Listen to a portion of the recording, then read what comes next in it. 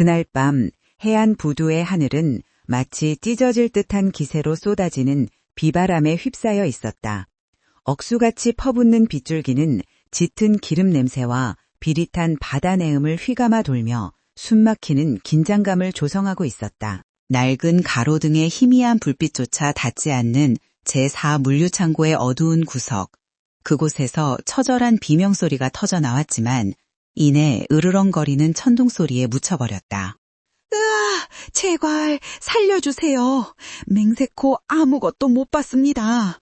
작업복이 진흙투성이가 된 하역 노동자 김민호가 차가운 시멘트 바닥에 웅크린 채 떨고 있었다. 이마에서 흐르는 피가 빗물과 섞여 바닥으로 뚝뚝 떨어지며 붉은 웅덩이를 만들고 있었다. 그의 앞에는 이 구역의 악명 높은 조직폭력배 보스 장두식이 거대한 산처럼 서 있었다. 가슴을 풀어헤친 실크 셔츠 사이로 푸른 용 문신이 목을 감고 올라와 있었고 손에는 금속 야구방망이가 들려 번들거렸다. 장두식은 입가에 잔인하고 경멸어린 미소를 띄었다. 그는 번쩍이는 구두 끝으로 김민호의 옆구리를 걷어찼다. 김민호는 고통에 찬 신음과 함께 바닥을 굴렀다. 못 봤다고? 나를 빙다리 핫바지로 하냐? 이 시궁창 쥐새끼 같은 놈아! 네 놈이 그 파란색 컨테이너 문을 땄잖아. 그리고 그 안에 든 걸 봤지. 장두식의 걸걸한 목소리가 빗소리를 뚫고 울려 퍼졌다. 그는 쭈그리고 앉아 김민호의 머리채를 거칠게 움켜쥐고는 술과 광기로 붉게 충혈된 자신의 눈을 똑바로 쳐다보게 만들었다. 그게 기계 부품이 아니란 건 알았겠지? 넌 그 하얀 가루 덩어리들을 봤어. 게다가 그 싸구려 폰을 꺼내서 사진까지 찍으려 했잖아. 김민호는 공포에 질려 몸을 떨었다. 눈물과 빗물이 뒤섞여 앞이 흐릿했다. 그는 그저 아픈 딸의 병원비를 벌기 위해 야근을 자청했을 뿐인 평범한 가장이었다. 빌어먹을 호기심이 자신을 이 지옥으로 끌고 들어올 줄은 꿈에도 몰랐다. 지우겠습니다. 아무한테도 말 안 할게요. 제발요. 집에 아픈 딸이 기다리고 있어요. 제발, 목숨만은. 장두식은 미친 사람처럼 킬킬거리며 웃음을 터뜨렸다. 그 소름 끼치는 웃음소리가 텅 빈 창고를 메웠다. 그는 자리에서 일어나 야구방망이를 어깨에 걸치며 마치 쥐를 가지고 노는 고양이처럼 즐거워했다. 누가 당장 죽인대? 죽이는 건 너무 쉽지. 난 너한테 그리고 이 부두에서 일하는 모든 놈들에게 호기심의 대가가 뭔지 확실히 가르쳐줄 생각이야. 여기선 내가 곧 법이니까. 장두식이 김민호의 다리를 향해 결정적인 일격을 가하려던 찰나 멀리서 눈부신 헤드라이트 불빛이 그들을 비추며 요란한 사이렌 소리가 들려왔다. 김민호의 눈에 희망의 불꽃이 타올랐다. 그는 필사적으로 빛을 향해 기어가며 쉰 목소리로 외쳤다. 경찰, 여기에요. 살려주세요. 순찰차가 그들 앞에 급정거렸다. 문이 열리고 경찰 제복을 입은 남자가 내렸다. 부두의 치안을 담당하는 최 형사였다. 김민호는 지옥에서 부처님이라도 만난 듯 최 형사의 바짓단을 붙잡고 매달렸다. 형사님, 살려주세요. 저놈들이 밀수를 저 컨테이너 안에. 하지만 최 형사는 바닥을 기는 김민호를 차가운 눈빛으로 내려다보았다. 거기엔 일말의 동정심도 없었다. 그는 천천히 담배를 꺼내 불을 붙이고 손을 모아 바람을 막으며 길게 연기를 빨아들인 뒤 김민호의 얼굴을 향해 내뿜었다. 어이 두식이, 총을 꺼내거나 장두식을 체포하는 대신 조폭 보스를 향해 능글맞은 미소를 지어 보였다. 어이 두식이, 뭐 이렇게 시끄러워. 비도 오는데 쉬지도 못하게. 장두식은 껄껄 웃으며 마치 오랜 친구처럼 최 형사의 어깨를 툭 쳤다. 아이고, 최 반장님 오셨습니까? 죄송하게 됐수다. 술 취한 쥐새끼 한 마리가 창고에 기어들어와서 난동을 피우길래 훈계 좀 하고 있었죠. 김민호는 순간 멍해졌다. 뼛속까지 파고드는 한기는 빗물 때문이 아니었다. 그것은 절망이었다. 아무도 자신을 구하러 오지 않았다는 사실을 깨달은 것이다. 최 형사는 김민호의 손을 마치 오물 털어내듯 발로 툭 쳐냈다. 그리고 뒤따라 내린 부하 경찰에게 단호하게 명령했다. 이 자식 연행해. 주취소란, 기물 파손, 그리고 난동, 서에 데려가서 술 좀 깨게 만들어. 하지만 반장님, 이 사람 상태가 심각한데요. 폭행당한 것 같은. 젊은 순경이 김민호의 상처를 보고 머뭇거렸다. 너 귀가 먹었냐? 술 처먹고 자빠진 거야? 아니면 심할서 쓰고 싶어? 최 형사가 눈을 부라리며 소리쳤다. 젊은 순경은 황급히 고개를 숙이고 김민호를 짐짝처럼 끌고 갔다. 김민호는 절규했지만 쾅 하고 닫히는 차문 소리에 비명은 차단되었다. 밖에서는 최 형사와 장도식이 은밀한 대화를 나누고 있었다. 물건은? 최 형사가 주위를 살피며 낮게 물었다. 안전합니다. 이미 트럭으로 옮겼죠. 이 구역 CCTV는 제가 오후부터 수리 중으로 만들어놨으니 걱정 마십시오. 장두식은 윙크를 하며 두툼한 봉투 하나를 최 형사의 안주머니에 찔러 넣었다. 좋아, 뒤탈없게 깔끔히 처리해. 요즘 위에서 감사가 심하니까. 최 형사는 봉투의 두께를 가늠하며 만족스러운 듯 장두식의 어깨를 두드리고는 순찰차로 돌아갔다. 경찰차가 빗속으로 사라지자 장도식은 득의양양한 표정으로 김민호가 누워있던 자리에 침을 뱉었다. 그리고 부하들에게 손짓하며 현장 정리를 지시했다. 하지만 장도식도 최 형사도 전혀 눈치채지 못한 것이 있었다. 이 더러운 연극을 지켜보는 관객이 한 명 더 있었다는 사실을. 약 50m 떨어진 곳 겹겹이 쌓인 컨테이너 사이에 짙은 어둠 속에 한 사람의 그림자가 동상처럼 서 있었다. 그것은 한 중년 여성이었다. 그녀의 외모는 지극히 평범했다. 아니, 오히려 초라해 보였다. 색이 바랜 회색 등산복 점퍼에 챙이 넓은 등산 모자를 푹 눌러써 얼굴의 절반을 가리고 있었다. 흔히 동네 뒷산이나 공원에서 마주칠 법한 아줌마의 모습이었다. 한 손에는 편의점에서 파는 싸구려 비닐 우산을 들고 있었고 다른 한 손에는 구형 스마트폰을 쥐고 있었다. 그 폰의 작은 카메라 렌즈는 정확히 사건 현장을 향하고 있었고 녹화 중임을 알리는 붉은 불빛이 그녀의 굳은 살 박힌 손바닥 안에서 희미하게 깜빡였다. 그녀의 이름은 박지원. 그녀는 분노로 치를 떨 법한 상황에서도 기이할 정도로 평온한 호흡을 유지하고 있었다. 두려움도 떨림도 없었다. 모자챙 아래 감춰진 그녀의 눈빛만이 맹수처럼 번뜩이며 놈들의 얼굴 하나하나를 뇌리에 새기고 있었다. 그때 주변을 경계하던 장두식의 부하 중 하나가 우연히 손전등을 그녀 쪽으로 비췄다. 불빛이 그녀의 낡은 점퍼를 스치고 지나갔다. 뭐야? 거기 누구야? 부하가 소리치며 쇠파이프를 들고 다가왔다. 박지원은 전혀 당황하지 않았다. 그녀는 천천히 핸드폰을 내려 자연스럽게 안주머니에 넣었다. 그리고 고개를 들어 거기에 질려 어리동절해하는 평범한 중년 여성의 표정을 지어 보였다. 아이고, 죄송해요, 총각들. 그녀의 목소리는 약간 쉬고 떨리고 있어. 영락 없는 길 잃은 아줌마였다. 버스 정류장을 찾고 있었는데 비가 너무 많이 와서 길을 잃었네. 조폭은 그녀의 얼굴에 손전등을 정면으로 비췄다. 눈가에는 주름이 자글자글하고 피부는 거칠었으며 비에 젖어 초라하기 그지없는 행색이었다. 미친 할망구가 이 시간에 여길 왜 기어들어와? 죽고 싶어? 부하는 그녀의 무해해 보이는 외모에 경계심을 풀고 욕설을 퍼부었다. 당장 꺼져. 여기 통제구역이야. 다리 몽둥이 분지르기 전에 썩 꺼지라고. 박지원은 연신 허리를 굽히며 비굴하게 사과했다. 네, 금방 갈게요. 죄송합니다. 제가 나이를 먹어서 노망이 났나 봐요. 그녀는 절뚝거리는 걸음으로 힘겹게 부두 입구 쪽을 향해 돌아섰다. 조폭은 그녀의 뒷모습을 보며 바닥에 침을 뱉고는 재수없게 웬 할망구가 라고 투덜거리며 장두식에게 돌아갔다. 그는 꿈에도 몰랐을 것이다.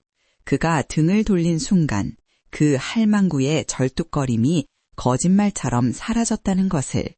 어둠 속으로 들어선 박지원의 발걸음은 더 이상 초라한 아줌마의 것이 아니었다. 소리 없이 부드러우면서도 흔들림 없는, 마치 정글을 이동하는 표범과 같은 기척 없는 보법이었다. 부두의 불빛이 닿지 않는 해안도로의 칠흑 같은 어둠 속에 몸을 숨긴 그녀. 모자챙 아래 방금 전에 겁먹은 눈빛은 온데간데 없었다. 그 자리에는 강철 같은 규율로 억누른 시퍼른 분노가 이글거리고 있었다. 주머니 속에 핸드폰을 쥔 손에 힘줄이 돋았다. 그녀는 낮고 차분하지만 뼈를 깎는 듯한 한기가 서린 목소리로 중얼거렸다. 방금 전에 떨리는 목소리와는 차원이 다른 울림이었다. 최 형사, 장두식, 당신들은 방금 인생에서 가장 큰 실수를 저질렀어. 박지원은 바지 주머니에서 검은색 무선 이어폰을 꺼내 귀에 꽂았다. 버튼을 누르는 손길은 간결했다. 본부, 여기는 팔콘, 해안부두 밀수 조직과 지역 경찰의 유착 증거를 확보했다. 이어폰 너머에서 굵직하고 절도 있는 목소리가 들려왔다. 수신 양호, 대령님, 다음 지시는 어떻게 할까요? 즉시 타격대를 보낼까요? 지원은 깜빡거리는 가로등 아래 멈춰섰다. 비닐 우산 위로 빗방울이 타닥타닥 떨어졌다. 그녀는 멀리 보이는 부두, 그들이 더러운 승리에 취해 있을 그곳을 다시 한번 돌아보았다. 아직 아니다. 그녀가 단호하게 대답했다. 놈들의 규모와 배후를 확실히 파악해야 해. 일단 통상적인 방법으로 접근하겠다. 이 시스템이 어디까지 썩어 빠졌는지 내 눈으로 확인해야겠어. 하지만 대령님, 무장 지원 없이 단독 행동은 위험할 수 있습니다. 이어폰 너머의 목소리에 당혹감이 묻어났다. 박지원의 입가에 서늘한 미소가 번졌다. 만약 그 깡패들이 이 미소를 보았다면 그녀를 살려보낸 것을 땅을 치며 후회했을 것이다. 위험하다고? 누가? 그녀는 통신을 끊고 이어폰을 뺐다. 박지원은 다시 빗속을 걷기 시작했다. 왜소하고 고독한 뒷모습이었지만 그 주위로 뿜어져 나오는 기세는 밤의 어둠마저 압도하고 있었다. 이야기는 이제 막 시작되었다. 그리고 하늘에서 떨어지는 비처럼 피할 수 없는 응징이 다가오고 있었다. 바로 빗속을 헤매던 길 잃은 아줌마의 손에 의해서. 다음 날 아침 해안구역의 낡은 종합병원 305호실, 소독약 냄새가 진동하는 병실 안은 숨막히는 침묵과 억눌린 흐느낌으로 가득 차 있었다.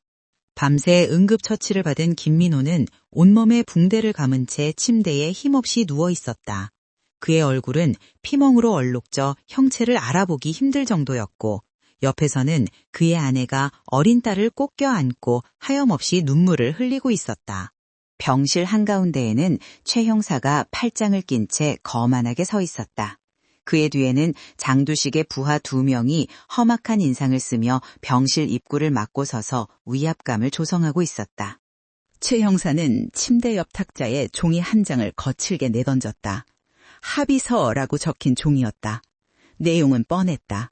김민호가 술에 취해 난동을 부리다 스스로 다쳤으며 이에 대해 민형사상 책임을 묻지 않겠다는 거짓 자백이었다. 어이 김씨, 좋은 말 할 때 도장 찍어. 이게 다 자네를 위하는 소리야. 공무집행방해로 감옥 가면 처자식은 누가 먹여 살리나. 최 형사의 목소리는 나긋나긋했지만 그 안에는 명백한 협박이 담겨 있었다. 그는 라이터를 만지작거리며 김민호의 아내를 힐끗 쳐다보았다. 제발요, 형사님. 남편은 술도 못 마셔요. 억울합니다. 한 번만 다시 조사해 주세요. 아내가 울먹이며 최 형사의 옷자락을 붙잡았다. 최 형사는 짜증난다는 듯 옷자락을 털어내며 인상을 찌푸렸다. 아주머니, 지금 수사관한테 떼쓰는 겁니까? 목격자도 없고 CCTV도 고장났어. 증거가 없다고. 남편이 감방에서 썩길 바라는 거야? 그때 병실 문이 드르륵 소리를 내며 열렸다. 무거운 침묵을 깨고 들어온 사람은 다름 아닌 박지원 대령이었다. 그녀는 여전히 어제와 같은 회색 등산복 차림에 한 손에는 낡은 배낭을 들고 있었다. 마치 병문안을 잘못 찾아온 동네 아줌마 같은 모습이었다. 모든 시선이 그녀에게 쏠렸다. 장두식의 부하 중 하나가 껌을 짝짝 씹으며 그녀 앞을 가로막았다. 뭐야, 이 아줌마는. 여기 관계자 왜 출입 금지야. 병실 잘못 찾았으니까 나가쇼. 박지원은 조폭의 위협에도 눈 하나 깜짝하지 않았다. 그녀의 시선은 곧장 침대 위의 김민호와 그 옆에 놓인 합의서를 향했다.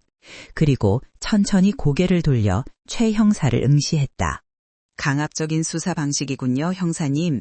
피해자에게 허위 자백을 강요하는 건 직권남용에 해당합니다. 그녀의 목소리는 차분했지만 병실의 공기를 바꿀 만큼 또렷하고 힘이 있었다. 최 형사는 어이없다는 듯 헛웃음을 터뜨렸다. 그는 천천히 박지원에게 다가와 위아래로 훑어보았다. 이건 또 무슨 시트콤이야. 아줌마, 아침부터 등산하다가 길을 잃으셨나 본데 여기는 노인정이 아니거든요. 가서 약수터나 찾으시지. 최 형사의 비아냥에 뒤에 서 있던 조폭들이 낄낄거렸다. 형님, 이 아줌마 어제 부두에서 봤던 그 노망난 할망구 아닙니까? 오지랖도 넓네 진짜. 박지원은 모욕적인 언사에도 전혀 동요하지 않았다. 그녀는 침착하게 최 형사의 눈을 똑바로 바라보며 말했다. 법 절차를 지키시라고 조언하는 겁니다. 지금 이 상황 나중에 감당 못하실 텐데요. 최 형사의 얼굴이 붉게 달아올랐다. 감히 힘없어 보이는 아줌마 따위가 경찰인 자신에게 훈수를 둔다는 사실이 자존심을 긁은 것이다. 그는 박지원의 코앞까지 다가와 삿대질을 했다. 이봐요, 아줌마. 집에서 콩나물이나 다듬지 왜 여기 와서 나란 일에 간섭이야? 당신 뭐야? 이 사람 가족이야? 아니면 변호사라도 돼? 지나가던 시민입니다. 하지만 불의를 보면 못 참는 시민이죠. 박지원이 담담하게 대답했다. 시민? 시민 같은 소리하고 자빠졌네. 최 형사가 소리쳤다. 야, 뭐해? 이 미친 아줌마 당장 끌어내. 공무집행 방해로 쳐넣기 전에. 조폭 2명이 낄낄거리며 박지원에게 다가왔다. 그중 덩치 큰 녀석이 박지원의 어깨를 거칠게 밀쳤다. 어이쿠, 뼈 부러질라. 곱게 말할 때 나가요, 할매. 여기서 객기 부리다가는 진짜 골로 가는 수가 있어. 박지원은 밀쳐지는 힘에 살짝 뒤로 물러났지만 중심을 잃지는 않았다. 그녀는 옷매무새를 다듬으며 잠시 생각에 잠겼다. 아직은 때가 아니다. 여기서 무력을 쓰면 판이 깨진다. 그녀는 싸늘한 눈빛으로 조폭들과 최 형사를 한 번씩 훑어보았다. 마치 사냥감의 급소를 파악하는 맹수처럼. 그녀의 눈빛에 조폭 하나가 순간적으로 움찔하며 뒤로 주춤했다. 뭘 꼬라봐? 눈 안 깔아?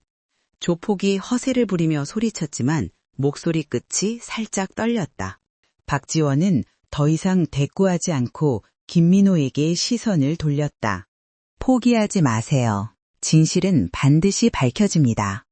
그녀는 짧고 굵은 한마디를 남기고 몸을 돌려 병실을 나갔다. 등 뒤에서 최 형사의 비웃음 소리가 들려왔다. 진실? 웃기고 있네. 드라마를 너무 많이 봤어. 쯧쯧. 야, 문 잠가. 다시는 저런 잡상이 못 들어오게 해. 복도로 나온 박지원은 닫힌 병실 문을 잠시 노려보았다. 그녀의 주먹이 하얗게 질릴 정도로 꽉 쥐어졌다. 그녀는 병원 복도 구석진 곳으로 이동하여 어딘가로 전화를 걸었다. 김소령, 채증팀 대기시켜. 그리고 내 군복과 그것을 준비해. 놈들이 선을 넘었어. 더 이상의 관용은 없다. 소화기 너머로 단호한 대답이 들려왔다. 박지원은 전화를 끊고 병원을 빠져나갔다. 그녀의 발걸음은 더 이상 등산객의 가벼운 걸음이 아니었다. 전장으로 향하는 지휘관의 무거운 발걸음이었다. 병원 로비의 TV에서는 뉴스 속보가 흘러나오고 있었다. 해안부두 밀수 의혹, 경찰은 단순 해프닝으로 일축. 박지원은 그 뉴스를 힐끗 보고는 차가운 미소를 지었다. 그래, 실컷 즐겨라. 그 웃음이 비명으로 바뀌는 건 순식간일 테니. 해안경찰서의 아침은 시장통을 방불케 하는 소란스러움으로 시작되었다. 밤새 들어온 취객들의 고성방가와 여기저기 울려대는 전화벨 소리, 그리고 서류 더미에 파묻힌 경찰관들의 짜증 섞인 고함이 뒤섞여 혼돈 그 자체였다. 건물 외벽의 페인트는 습기 때문에 벗겨져 나갔고 로비의 형광등 하나는 수명을 다해 불안하게 깜빡거리고 있었다. 이곳은 정의를 수호하는 곳이라기보다는 부패와 무기력이 곰팡이처럼 피어오르는 늪지대 같았다.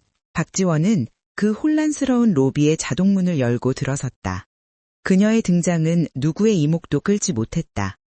여전히 낡은 등산복 차림에 배낭을 맨 그녀는 잃어버린 지갑을 찾으러 온 동네 아주머니 정도로밖에 보이지 않았다.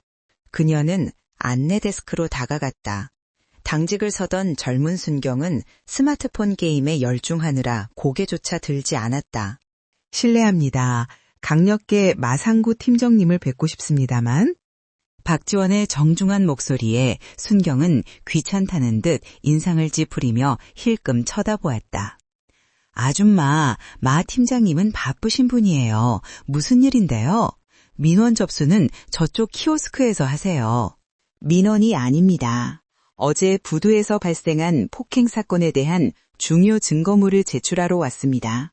증거물이라는 단어에 순경의 손가락이 멈췄다. 그는 의심스러운 눈초리로 박지원을 훑어보았다. 어제 최 형사가 입단속을 시켰던 그 사건과 관련된 것임을 직감적으로 알 수 있었다. 잠깐 기다리세요. 순경은 어딘가로 전화를 걸어 소근거렸다. 잠시 후 그는 턱으로 복도 안쪽을 가리켰다. 안쪽 강력 2팀 사무실로 가보세요. 강력 2팀 사무실 문을 열자 자욱한 담배 연기가 박지원을 맞이했다. 책상 위에는 배달음식 용기들이 어지럽게 널려 있었고 구석의 소파에는 최 형사가 다리를 꼬고 앉아 잡지를 보고 있었다. 그리고 중앙의 가장 큰 책상에는 뚱뚱한 체구에 탐욕스러운 인상을 가진 마상구 팀장이 앉아 있었다. 그는 박지원이 들어오자 이쑤시개로 이빨을 쑤시며 거만하게 물었다. 당신이 그 증거를 가져왔다는 아줌마요? 최 형사한테 얘기 들었어. 아주 오지랖이 태평양이라며? 처 형사가 잡지를 덮고 낄낄거리며 비아냥거렸다. 아이고, 우리 정의의 사도 아줌마 오셨네. 병원에서도 그러더니 여기까지 쫓아왔어. 진짜 할 일 없나 보네. 박지원은 그들의 조롱을 무시하고 배낭에서 작은 USB 메모리를 꺼내 마 팀장의 책상 위에 올려놓았다.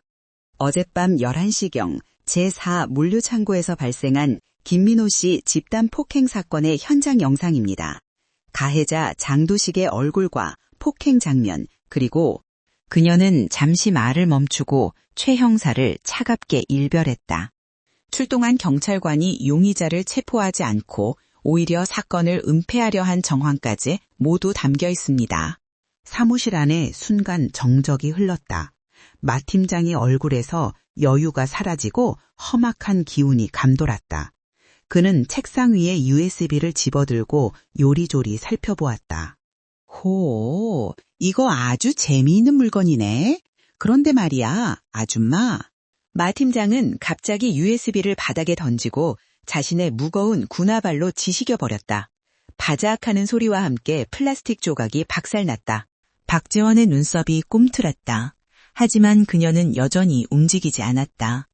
아이쿠, 손이 미끄러졌네. 마 팀장이 비열하게 웃으며 말했다. 이봐요 아줌마, 불법 촬영은 범죄인 거 몰라? 남의 사업장에 무단 침입해서 몰래 카메라나 찍고 다니는 건 스토킹이야, 스토킹. 팀 형사가 거들었다. 팀장님 말씀이 맞습니다. 이거 공무집행방해에 통신비밀보호법 위반까지 걸 수 있겠는데요. 마 팀장은 자리에서 일어나 위협적으로 박지원에게 다가갔다. 그의 거대한 덩치가 박지원의 왜소한 체구를 덮쳤다. 그는 박지원의 얼굴에 대고 썩은 담배 냉새를 풍기며 으르렁거렸다. 잘 들어 할망구. 우리가 봐줄 때 조용히 집에 가서 발 닦고 잠이나 자. 어디서 감히 경찰한테 훈계질이야? 한 번만 더 내 눈에 뜨면 그땐 콩밥 먹을 줄 알아? 이게 당신들의 대답입니까? 박지원이 낮은 목소리로 물었다. 그녀의 목소리에는 두려움 대신 서늘한 확신이 담겨 있었다. 대답? 이게 경고야. 마지막 경고. 마 팀장이 소리쳤다. 야, 최 형사, 이 아줌마 당장 끌어내. 그리고 장 사장한테 전화해. 귀찮은 파리가 꼬였다고. 최 형사가 다가와 박지원의 팔을 거칠게 잡아 끌었다. 나가. 내 발로 걸어 나갈래? 아니면 수갑 차고 나갈래? 박지원은 거칠게 뿌리치는 대신 순순히 발걸음을 옮겼다. 하지만 문을 나서기 직전 그녀는 멈춰서서 뒤를 돌아보았다. 그녀의 눈빛은 더 이상 평범한 등산객의 것이 아니었다. 그것은 전장에서 적의 사형 선고를 내리는 지휘관의 눈빛이었다. 마상구 팀장, 그리고 최 형사. 그녀의 목소리가 사무실의 공기를 얼어붙게 만들었다. 당신들은 방금 스스로를 구제할 수 있는 마지막 기회를 제 발로 걷어찼습니다. 그 선택에 대한 책임은 아주 혹독할 겁니다. 뭐? 이 여편네가 아직도 정신을 못 차리고? 마 팀장이 재떨이를 집어 던지를 했지만 박지원은 이미 문 밖으로 사라진 후였다. 경찰서를 나온 박지원은 하늘을 올려다보았다. 먹구름이 걷히고 있었지만 그녀의 마음속에는 더 큰 폭풍이 몰아치고 있었다. 그녀는 품속에서 또 다른 USB를 꺼냈다. 마 팀장이 부순 것은 빈 껍데기에 불과했다. 진짜 원본은 안전하게 그녀의 주머니 속에 있었다. 그녀는 다시 이어폰을 꽂았다. 상황 종료. 지역경찰은 갱생 불가능 판정, 범죄 조직과 완전히 한통속이다. 알겠습니다, 대령님. 작전 단계 2로 넘어갈까요? 김소령의 목소리가 들려왔다. 아니, 놈들이 먼저 움직이게 놔둬. 장두식에게 연락이 갔을 거다. 놈들은 내가 단순한 목격자인 줄 알고 제거하려 들겠지. 박지원은 버스 정류장이 아닌 인적이 드문 뒷골목 쪽으로 발걸음을 옮겼다. 그녀는 알고 있었다. 썩은 고기 냄새를 맡은 하이에나들이 곧 자신을 사냥하러 올 것임을. 하지만 하이에나들은 모르고 있었다. 자신들이 쫓는 것이 초식동물이 아니라 잠자는 사자라는 사실을. 그녀는 골목 어귀의 CCTV 사각지대에 멈춰서서 등산화끈을 단단히 조여맸다. 그녀의 입가에 옅은 미소가 번졌다. 그것은 사냥을 앞둔 포식자의 미소였다. 와라, 너희들의 그 오만함이 너희를 파멸로 이끌 것이다. 해안가 유흥가 뒤편에 자리 잡은 장두식의 사무실. 겉으로는 대박무역이라는 간판을 달고 있었지만 그 실체는 밀수품을 보관하고 도박판을 벌이는 범죄의 소굴이었다. 가죽 소파에 비스듬히 누워있던 장두식은 최 형사의 전화를 받고 신경질적으로 담배를 재떨이에 비벼껐다. 아, 알았다니까요. 그깟 할망구 하나 처리 못해서 나한테까지 전화를 합니까? 경찰 체면이 말이 아니네, 거참. 수화기 너머로 최 형사의 다급한 목소리가 들려왔다. 야, 장두식, 그냥 아줌마가 아니야. 눈빛이 뭔가 달라. 찜찜하니까 확실하게 입을 막으라고. 그 USB 원본도 반드시 회수해야 해. 걱정 붙들어 매시오. 쥐도 새도 모르게 처리해서 바다에 던져버릴 테니까. 장두식은 전화를 끊고 낄낄거리며 앞에 서 있는 부하들을 쳐다봤다. 그의 시선은 행동대장인 개눈에게 머물렀다. 한쪽 눈에 흉터가 있어 인상이 더러운 사내였다. 개눈아, 들었지? 최 형사가 쫄아서 난리다. 어제 그 등산복 아줌마 집에 가는 길에 잠깐 교육 좀 시켜드려라. 원본 파일 뺐고 다시는 주둥이 못 눌리게 아킬레스건 하나 정도만 끊어놔. 개눈과 그 뒤에 서 있던 4명의 덩치들은 어이없다는 듯 서로를 쳐다보며 웃음을 터뜨렸다. 형님, 고작 할매 하나 잡자고 저희 5명이 다 갑니까? 이거 인력 낭비 아닙니까? 막내 하나만 보내도 오줌 지리게 만들 수 있는데. 최 형사가 하도 지랄을 하니까 폼이라도 잡아주라는 거 아니냐. 가서 바람 좀 쐬고 와. 일 끝나면 술값은 내가 쏜다. 알겠습니다, 형님. 할매가 뼈가 약해서 툭 치면 부러질까봐 그게 걱정이네요. 살살 다루고 오겠습니다. 개누는 손가락 관절을 우두둑 꺾으며 사무실을 나섰다. 그들의 뒷모습에는 사냥감을 쫓는 맹수의 긴장감 따위는 없었다. 그저 쉬운 먹잇감을 가지고 놀 생각에 들뜬 하이에나 떼와 같았다. 한편 경찰서로 나선 박지원은 복잡한 시장 골목을 지나 재개발 예정구역으로 들어서고 있었다. 이곳은 주민들이 대부분 이주해 폐가들이 질비했고 가로등조차 제대로 들어오지 않아 대낮에도 음산한 기운이 감도는 곳이었다. 그녀의 걸음걸이는 여전히 느릿하고 평범해 보였다. 배낭끈을 고쳐매고 두리번거리며 길을 찾는 듯한 모습은 영락없는 초행길의 등산객이었다. 하지만 그녀의 감각은 이미 전투 모드로 전환되어 있었다. 유리에 비친 희미한 그림자, 뒤쪽에서 들려오는 불규칙한 발자국 소리, 그리고 미세하게 느껴지는 살기. 그녀는 자신이 미행당하고 있다는 사실을 경찰서를 나설 때부터 알고 있었다. 5명, 발소리가 무겁다. 무기를 소지했을 가능성 90%. 박지원은 일부러 인적이 완전히 끊긴 좁은 골목길로 방향을 틀었다. 양옆으로 낡은 시멘트 담벼락이 높게 솟아있어 도망갈 곳도 도와줄 사람도 없는 막다른 길과 다름없는 곳이었다. 그녀가 으슥한 공터 중앙에 이르렀을 때 뒤따라오던 발자국 소리가 멈췄다. 동시에 앞쪽 폐가 틈새에서도 그림자들이 걸어 나왔다. 앞뒤가 완전히 막혔다. 어이쿠, 우리 아줌마 등산을 너무 열심히 하셨나? 여기까지는 무슨 일로 오셨을까? 비릿한 웃음소리와 함께 개눈이 어둠 속에서 모습을 드러냈다. 그는 쇠파이프를 손바닥에 탁탁 치며 박지원에게 다가왔다. 뒤이어 덩치 4명이 낄낄거리며 그녀를 포위했다. 박지원은 짐짓 놀란 척하며 뒷걸음질 쳤다. 누구세요? 저는 그냥 지름길인 줄 알고. 지름길?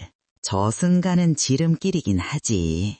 개눈이 이죽거리며 박지원의 코앞까지 다가왔다. 그는 박지원의 모자를 툭 쳐서 바닥에 떨어뜨렸다. 어제 부두에서 건방지게 설쳤다면서? 경찰서 가서 꼰지르면 뭐라도 될 줄 알았어? 주제 파악을 못하시네 아줌마가. 박지원은 바닥에 떨어진 모자를 줍지 않고 고개를 숙인 채 가만히 서 있었다.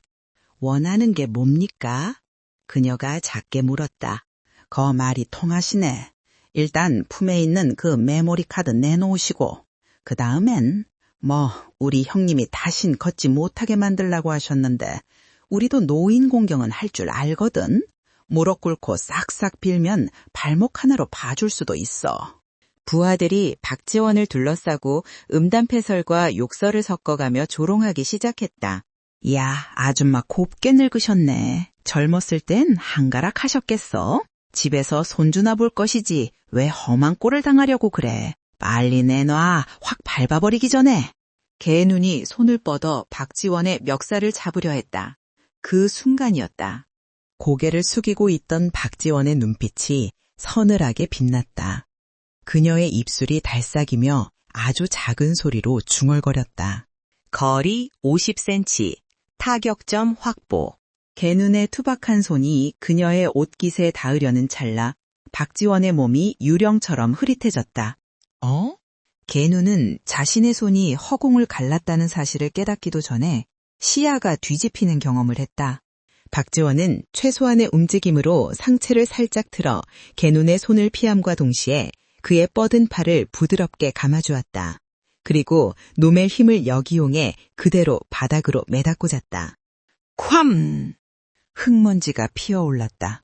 거구의 개눈이 비명도 지르지 못한 채 바닥에 처박혔다. 등뼈가 울리는 충격에 그는 숨이 턱 막혀 헐떡거렸다. 주변에서 낄낄거리던 부하들의 웃음소리가 딱 멈췄다. 그들은 지금 무슨 일이 일어났는지 이해할 수 없었다. 분명 아줌마가 밀려 넘어졌어야 했는데 왜 자신들의 대장이 바닥에 뒹굴고 있는가? 뭐야? 이 여편네가! 성질 급한 부하 하나가 주머니에서 잭나이프를 꺼내 들고 달려들었다. 그는 훈련받은 파이터가 아니었다. 그저 힘과 흉기에 의존하는 양아치일 뿐이었다. 그가 칼을 휘두르는 궤적은 박지원의 눈에는 슬로모션처럼 느리게 보였다. 박지원은 피하거나 막는 대신 반발짝 앞으로 내디디며 상대의 품 안으로 파고들었다. 그녀의 어깨가 놈의 명치를 가볍게 하지만 정확한 타이밍에 쳤다. 크억! 보아는 숨을 들이키지 못하고 그대로 무릎을 꿇었다. 박지원은 자연스럽게 그의 손목을 비틀어 칼을 떨어뜨리게 한 뒤 발로 가볍게 칼을 멀리 차버렸다. 남은 3명의 조폭들은 그제야 사태가 심상치 않음을 깨달았다. 그들은 주춤거리며 뒷걸음질 쳤다. 이 아줌마 뭐야? 무당이야? 귀신 씨였어? 박지원은 흐트러진 등산복을 툭툭 털며 바닥에 쓰러져 신음하는 개눈을 내려다보았다. 그녀의 표정은 여전히 무표정했다. 솜소리 하나 거칠어지지 않았다. 경고했을 텐데 기회를 걷어차지 말라고. 그녀는 아직 서 있는 3명을 향해 고개를 돌렸다. 그 단순한 동작만으로도 조폭들은 등골이 오싹해지는 공포를 느꼈다. 그것은 먹이사슬의 상위에 있는 포식자가 보내는 본능적인 위압감이었다. 하지만 박지원은 그들을 더 이상 공격하지 않았다. 지금 여기서 전력을 다해 이들을 반쯤 죽여놓는 것은 쉬운 일이었다. 하지만 그래서는 장두식과 그 배후를 완전히 끌어낼 수 없었다. 놈들에게 공포와 오기를 동시에 심어줘야 했다. 가서 전해. 너희들이 상대하는 사람이 누군지 아직 감도 못 잡고 있다고. 박지원은 바닥에 떨어진 모자를 주워 쓰고 아무 일도 없었다는 듯 덤덤하게 골목길을 빠져나갔다. 뒤에 남겨진 5명의 건장한 사내들은 멍하니 그녀의 뒷모습을 바라볼 뿐이었다. 바닥에서 간신히 몸을 일으킨 개눈이 흙투성이가 된 얼굴로 악을 썼다. 하지만 그 목소리에는 명백한 두려움이 섞여 있었다. 야, 뭐해? 안 잡아? 저 미친 할망구가. 형님, 근데 방금 보셨습니까? 칼을 그냥 맨손으로. 운이 좋았던 거야. 발이 미끄러진 거라고. 젠장 쪽팔리게. 개눈은 분해서 땅을 쳤지만 다시 쫓아갈 엄두는 나지 않았다. 방금 느꼈던 그 기이한 감각, 마치 거대한 바위에 부딪힌 것 같은 그 느낌이 잊히지 않았기 때문이었다. 골목을 빠져나온 박지원은 그제야 참았던 숨을 길게 내쉬었다. 그녀는 손목시계를 확인했다. 제압하는 데 걸린 시간은 4초, 예상보다 1초가 더 걸렸다. 몸이 예전 같지 않군. 은퇴한 지 너무 오래됐어. 그녀는 혼잣말을 하며 씁쓸하게 웃었다. 하지만 그녀의 눈빛은 그 어느 때보다 날카롭게 빛나고 있었다. 그녀는 다시 이어폰을 끼고 김소령을 호출했다. 미끼를 물었다. 놈들은 자존심에 상처를 입었어. 이제 놈들은 더 비열하고 더 과격한 방법으로 나올 거다. 괜찮으시겠습니까, 대령님? 놈들이 이성을 잃으면 무슨 짓을 할지 모릅니다. 그게 내가 노리는 바다. 놈들이 이성을 잃고 모든 수단을 동원할 때 그들의 진짜 민낯이 드러나니까. 박지원은 멀리 보이는 자신의 집 대신 안전가옥으로 향하는 길을 택했다. 오늘 밤 장도식은 분노에 차서 잠들지 못할 것이다. 그리고 내일 그는 돌이킬 수 없는 선택을 하게 될 것이다. 그녀의 예상대로였다. 같은 시각 사무실로 돌아온 개눈의 보고를 받은 장두식은 사무실의 집기들을 다 때려 부수며 길길이 날뛰고 있었다. 뭐? 아줌마 한 명한테 5명이 당해? 그러고도 니들이 건달이야? 나가서 되죠 그냥. 장두식은 씩씩거리며 양주병을 병째로 들이켰다. 그의 자존심은 산산조각이 났다. 부두를 지배하는 자신이 고작 늙은 여자 하나에게 농락당했다는 사실을 견딜 수 없었다. 안 되겠다. 이젠 봐주고 자시고 없어. 개누나. 장두식의 눈에 광기가 서렸다. 그 병원에 있는 김민호란 놈, 가족사항 알아와? 딸이 하나 있다고 했지? 개눈이 움찔하며 물었다. 형님, 설마 가족까지 건드리시려고요? 그건 경찰들도 커버치기 힘들 텐데요. 닥쳐. 지금 찬밥 더운 밥 가리게 생겼어? 내 구역에서 날 망신 준 대가는 처절해야 해. 장두식은 탁자 위에 꽂힌 잭나이프를 뽑아들며 으르렁거렸다. 그 아줌마가 정의의 사도인 척했지. 어디 그 가족들이 비명을 지르는 앞에서도 그 잘난 척을 계속할 수 있는지 보자고. 내일 밤 창고로 싹 다 끌고 와. 폭풍전야의 밤이 깊어가고 있었다. 악당들은 스스로의 무덤을 파는 삽질을 멈추지 않았고 어둠 속의 심판자는 조용히 칼을 갈고 있었다. 해안가 끝자락 폐쇄된 제4 물류창고. 낮에는 녹슨 철문이 굳게 닫혀 있어 을씨년스럽던 이곳이 밤이 되자 지옥의 아가리처럼 흉측한 본색을 드러내고 있었다. 창고 안은 대나처럼 밝았다. 수십 개의 작업용 투광 조명이 켜져 있었고 중앙에는 거대한 원형 테이블이 놓여 있었다. 그 위에는 최고급 회와 양주병들이 어지럽게 널려 있었지만 그 화려함은 주변의 풍경과 어우러져 기괴한 분위기를 자아냈다. 테이블 너머 지게차 팔레트 위에는 김민호와 그의 아내 그리고 7살 난 딸이 밧줄에 꽁꽁 묶인 채 입에 재갈이 물려 있었다. 아내는 공포에 질려 눈물만 흘리고 있었고 어린 딸은 너무 울어 탈진한 듯 고개만 떨구고 있었다. 김민호는 피가 통하지 않는 손목을 비틀며 절망적인 눈빛으로 장두식을 노려보았다. 장두식은 닭다리를 뜯으며 기름진 입술로 비릿한 웃음을 흘렸다. 어이 김씨, 눈깔 안 까나? 그러게 내가 경고했잖아. 주제 넘게 호기심 갖지 말라고. 네 놈 하나 때문에 오늘 밤 내 귀한 술자리가 아주 흥미진진해졌어. 그의 옆에는 최 형사가 앉아 있었다. 그는 불편한 듯 넥타이를 느슨하게 풀며 연신 술잔을 비웠다. 두시가 적당히 해라. 애까지 데려온 건 너무 갔어. 저 아줌마가 진짜 오긴 오는 거야? 그냥 경찰 특공대 부르는 게 낫지 않아? 초 형사의 목소리에는 초조함이 묻어났다. 하지만 장두식은 코웃음을 쳤다. 반장님, 쫄지 마십시오. 특공대? 그 할망구가 무슨 첩보원이라도 됩니까? 그냥 정의감에 불타는 오지랖 넓은 미친년일 뿐이라니까요. 제 애들한테 얻어맞고 억울해서 신고도 못하고 숨어있을 게 뻔해요.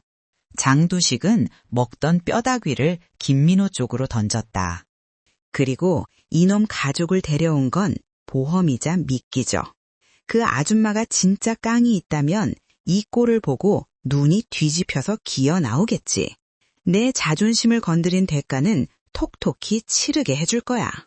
그때 창고의 거대한 철문이 끼익 하는 굉음을 내며 아주 천천히 열리기 시작했다. 창고 안에 있던 30여 명의 조직원들이 일제히 문 쪽을 쳐다봤다. 그들은 강목, 쇠파이프, 야구방망이 등을 손에 들고 킬킬거리며 먹잇감을 기다리는 하이에나 떼처럼 굴었다.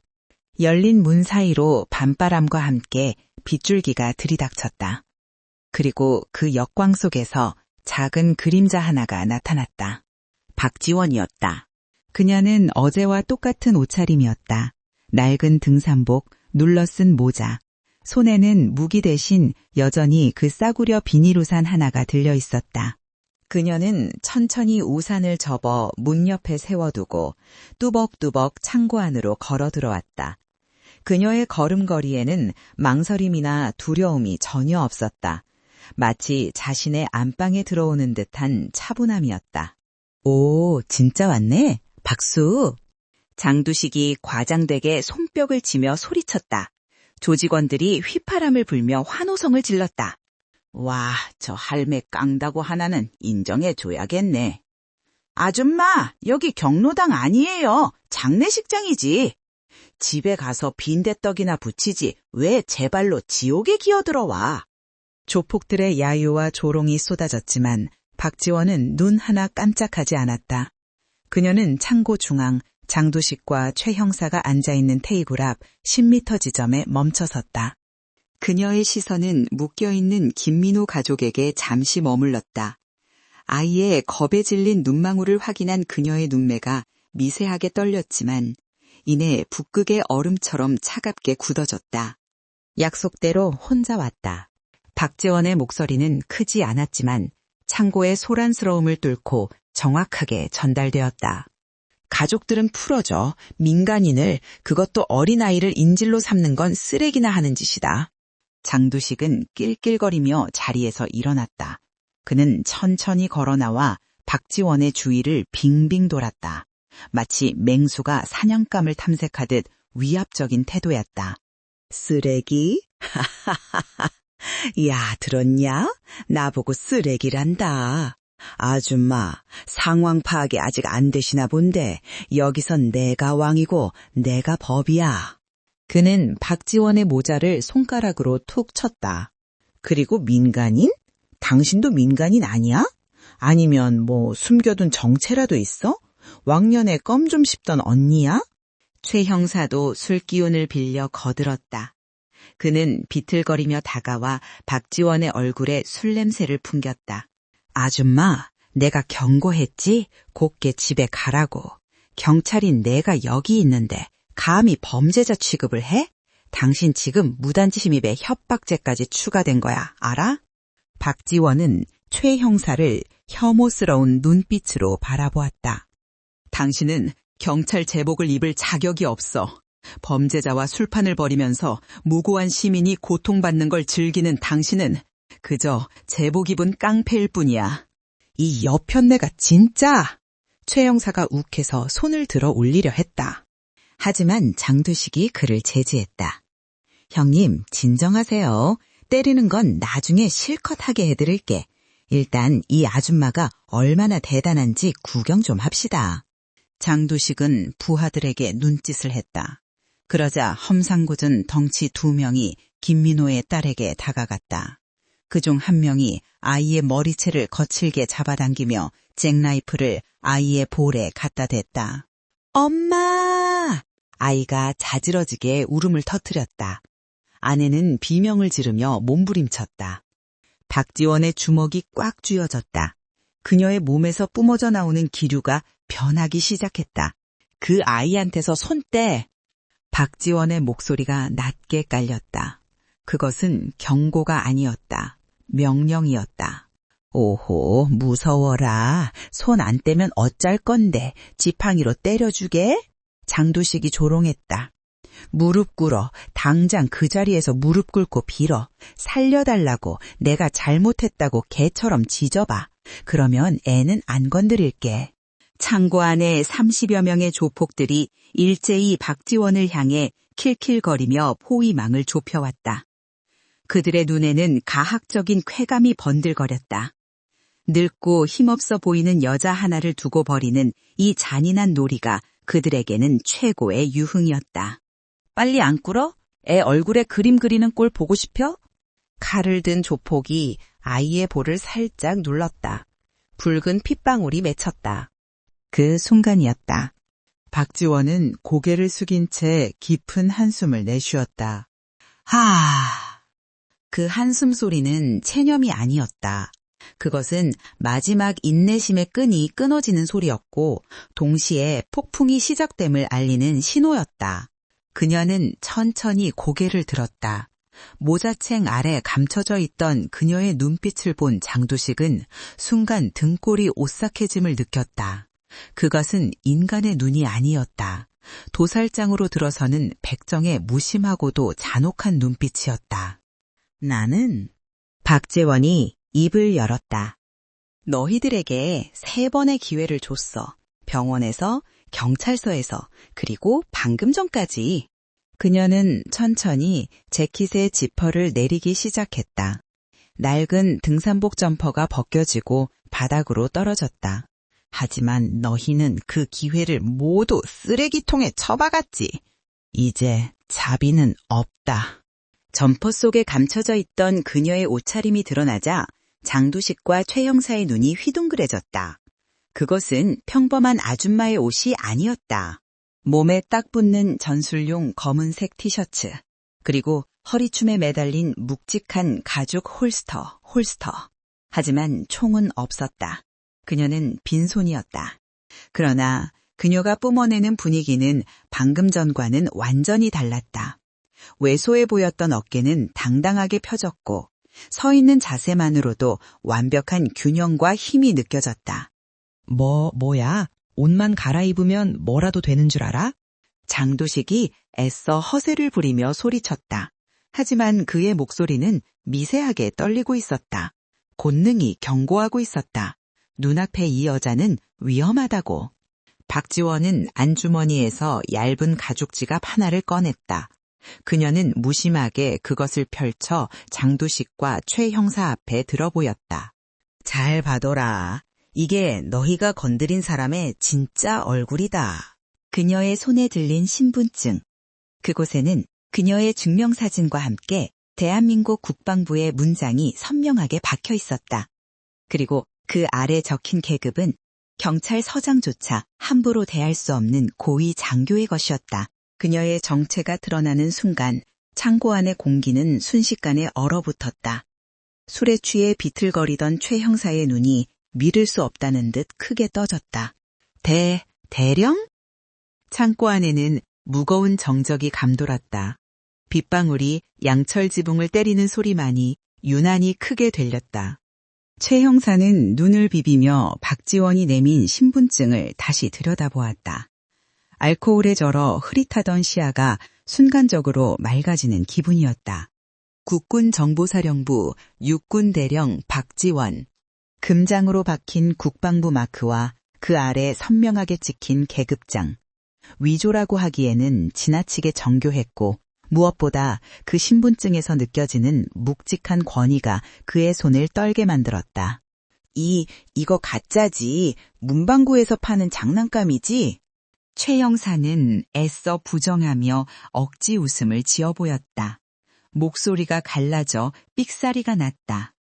요즘 자기꾼들은 간도 크네. 감히 군장교를 사칭해? 그것도 정보사 대령을? 아줌마, 이거 걸리면 징역 10년감인 거 몰라?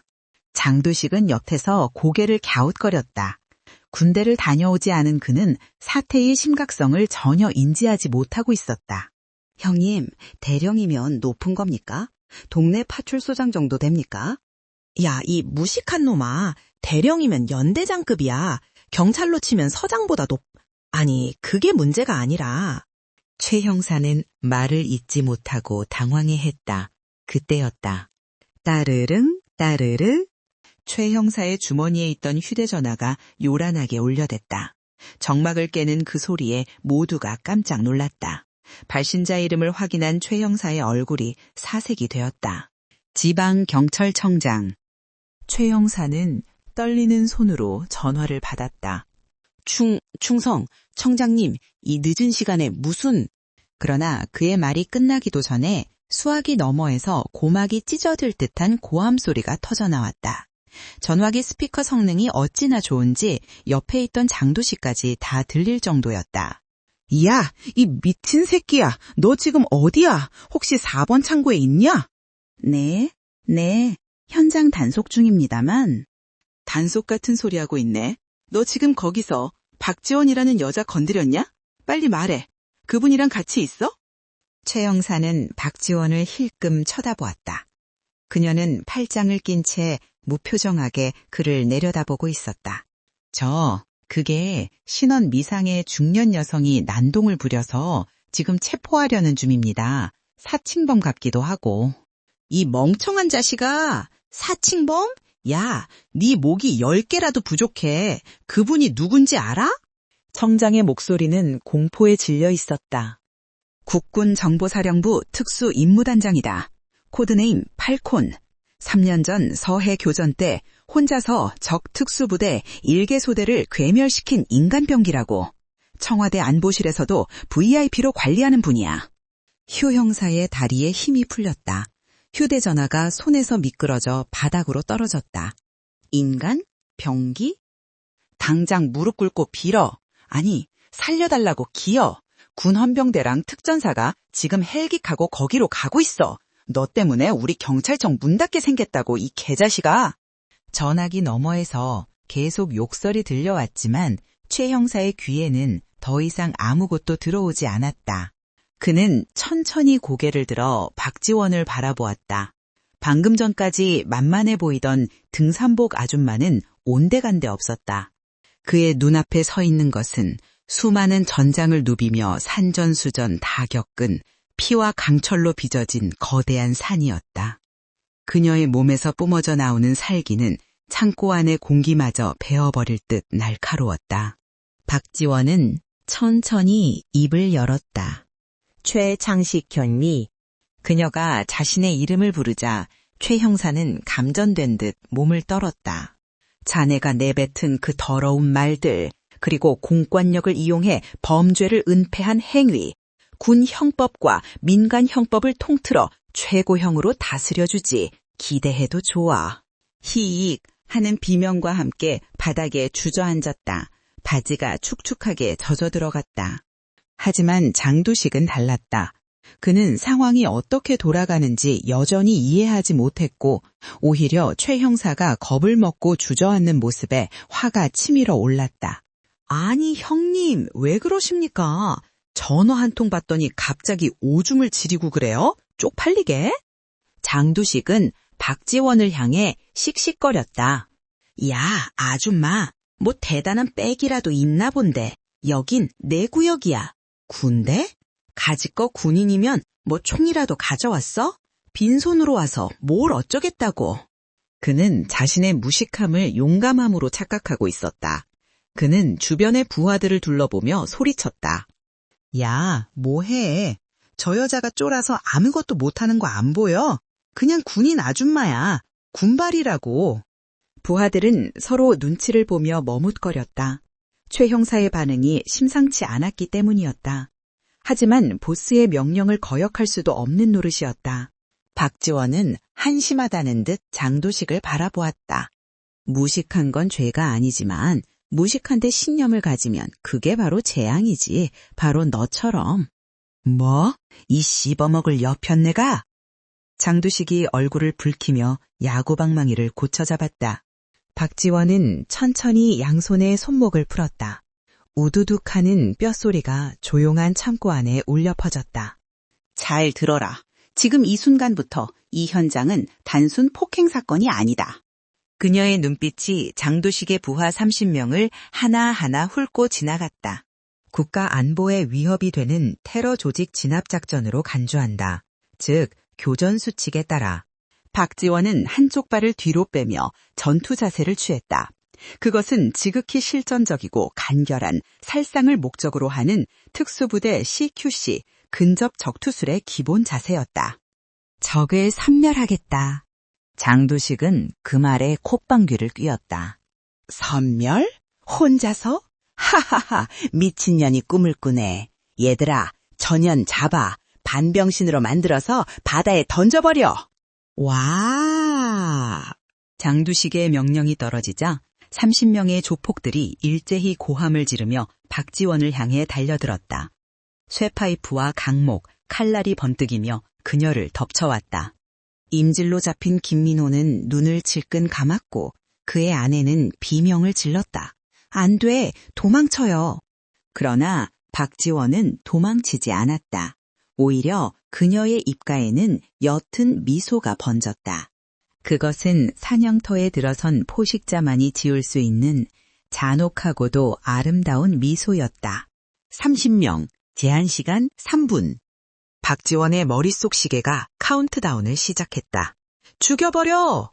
장두식의 고함과 함께 30여 명의 거구들이 일제히 박지원을 덮쳤다. 쇠파이프가 공기를 가르는 날카로운 소리, 강목이 부딪히는 둔탁한 소음, 그리고 남자들의 거친 솜소리가 창고 안을 아수라장으로 만들었다. 일반인이라면 그 기세에 눌려 다리가 풀렸을 것이다.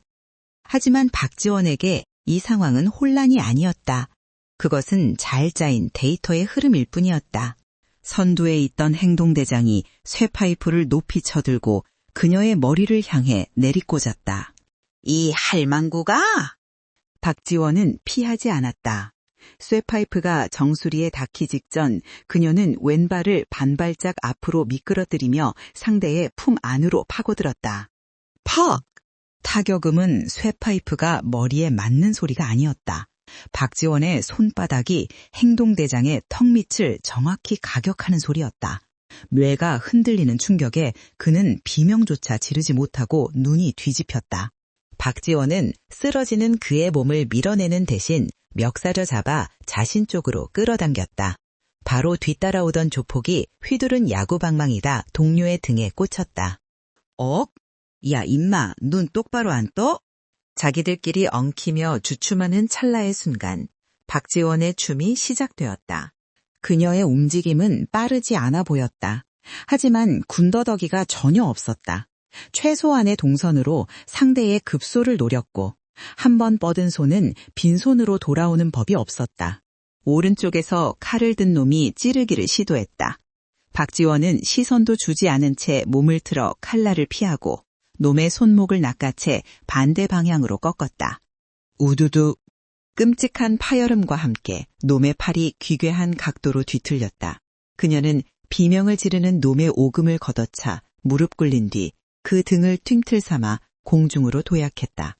공중에서 회전하며 날린 그녀의 뒤돌려차기가 뒤에 서 있던 두 명의 얼굴을 동시에 강타했다. 거구의 사내들이 종이 인형처럼 나가떨어졌다. 이게 뭐야? 뒤에 있던 조폭들이 멈칫했다. 불과 10초. 그 짧은 시간 동안 5명이 전투 불능 상태가 되었다. 바닥에 쓰러진 동료들은 거품을 물거나 팔다리가 부러져 신음하고 있었다. 겁먹지 마. 다 같이 덮치라고. 쪽수잖아, 쪽수. 중간 보스급인 놈이 도끼를 품고 소리쳤다. 남은 20여 명이 둥그렇게 포위망에 좁혀왔다. 사방에서 동시에 공격해 틈을 주지 않겠다는 계산이었다. 박지원은 포위망 한가운데서 숨을 골랐다. 그녀의 눈동자는 차갑게 가라앉아 있었다. 다중 목표물, 전방위 타격 모드 전환. 4명이 동시에 달려들었다. 박지원은 바닥에 떨어져 있던 쇠파이프를 발끝으로 차올려 손에 잡았다. 그 순간 단순한 쇠 막대기가 치명적인 살상 무기로 변했다. 챙! 퍽! 따닥! 금속성의 마찰음이 리듬감 있게 울려 퍼졌다. 그녀는 쇠파이프의 양끝을 이용해 찌르고 맞고 때렸다. 왼쪽 놈의 명치를 찌르고 그 반동으로 오른쪽 놈의 관자놀이를 가격했다. 뒤에서 덮치는 놈은 앉으면서 다리를 걸어 넘어뜨린 뒤 쇠파이프로 쇠골을 내리찍었다. 그녀의 동작은 잔인할 정도로 효율적이었다. 힘으로 찍어 누르는 것이 아니라 인체의 가장 약한 부위, 관절, 인대, 급소만을 골라 타격했다. 으악! 내 다리! 내 눈! 앞이 안 보여! 창고안은 순식간에 비명과 신음소리로 가득 찼다. 박지원은 마치 폭풍의 눈 속에 있는 것처럼 고요했다. 그녀의 옷자락조차 놈들의 손에 잡히지 않았다. 그것은 싸움이 아니었다. 일방적인 청소였다. 멀리서 이를 지켜보던 장두식의 입이 떡 벌어졌다. 들고 있던 담배가 바닥으로 떨어졌다. 저게 사람이야? 그가 믿었던 어둠의 세계의 주먹들은 특수부대에서 살인 기술만을 연마해온 인간병기 앞에서 어린아이 장난에 불과했다. 최 형사는 이미 구석에 처박혀 머리를 감싸주고 벌벌 떨고 있었다. 그는 알고 있었다. 저 기술들은 교과서에서나 보던 군용 살상무술 크라브 마가와 실전 시스테마가 결합된 오직 적을 파괴하기 위해 존재하는 기술임을. 이제 서 있는 조폭은 5명 남짓이었다. 그들은 공포에 질려 뒷걸음질 쳤다. 바닥에는 20명이 넘는 동료들이 피투성이가 되어 뒹굴고 있었다. 오지 마! 괴물이다! 박지원은 쇠파이프를 툭 던져버렸다. 쨍그랑 소리가 유난히 크게 울렸다. 끝인가? 그녀가 땀 한 방울 흘리지 않은 얼굴로 물었다. 아직 멀었어, 이 새끼들아! 그때 장두식이 악에 바친 목소리로 고함을 질렀다. 그는 자신의 왕국이 무너지는 것을 보고 이성을 잃었다. 그는 재킷 안주머니에서 날카로운 사시미 칼을 꺼내들고 직접 박지원에게 달려들었다. 죽어버려! 장두식은 거구였지만 몸놀림이 꽤 빨랐다. 독이 오를 대로 오른 그의 칼날이 박지원의 목을 노리고 날아들었다. 인질석의 김민호가 눈을 질끈 감았다. 안 돼! 하지만 박지원은 움직이지 않았다. 칼끝이 그녀의 목젖에 닿기 직전까지. 휘! 박지원은 고개만 살짝 젖혀 칼날을 피했다. 서늘한 바람이 그녀의 목을 스치고 지나갔다. 그녀는 장도식의 팔이 뻗어진 그 순간을 놓치지 않았다. 그녀의 오른손이 뱀처럼 장도식의 손목을 휘감았다. 잡았다. 박지원의 나직한 목소리가 장도식의 귓가에 들렸다. 과지! 그아! 뼈가 으스러지는 소리가 났다. 박지원은 장도식의 손목을 비틀어 칼을 떨어뜨리게 한 뒤 그대로 놈의 팔을 등 뒤로 꺾어 올렸다. 장도식의 몸이 강제로 굽혀졌다. 박지원은 그의 무릎 뒤 오금을 발로 걷어찼다. 오러! 거구의 장도식이 힘없이 무릎을 꿇었다.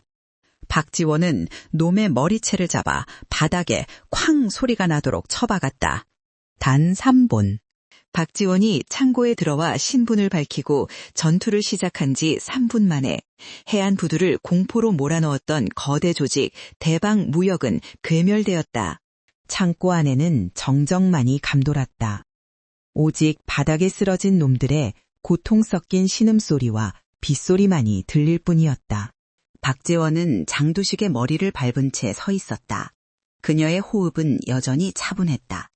그녀는 천천히 고개를 돌려 구석에 웅크리고 있는 최 형사를 바라보았다. 최 형사와 눈이 마주치자 그는 비명을 지르며 두 손을 싹싹 빌기 시작했다. 살려주십시오, 대령님. 제가 미쳤었습니다. 한 번만 용서해 주십시오. 박지원은 대답 대신 주머니에서 손수건을 꺼내 손에 묻은 먼지를 털어냈다. 용서? 그녀가 차갑게 쏘아붙였다. 용서는 신이 하는 것이고 내가 할 일은 너희를 신에게 보내거나 혹은 법의 심판대 위에 올리는 것뿐이다. 박지원은 묶여있는 김민호 가족에게 다가갔다. 그녀의 표정이 순식간에 부드럽게 변했다. 그녀는 밧줄을 풀어주며 아이를 안아주었다. 늦어서 미안합니다. 이제 괜찮아요. 안전합니다. 아이는 박지원의 품에 안겨 엉엉 울음을 터뜨렸다. 김민호와 그의 아내도 서로를 부둥켜 안고 오열했다. 지옥 같던 시간이 끝났음을 실감하는 눈물이었다. 그때 창고 밖에서 거대한 프로펠러 소리가 들려오기 시작했다. 두두두두두두두. 창고에 양철 지붕이 날아갈 듯 진동했다. 강력한 서치라이트 불빛이 창고 안으로 쏟아져 들어와 어둠을 찢어발겼다. 창고 안의 인원들은 즉시 무기를 버리고 투항하라.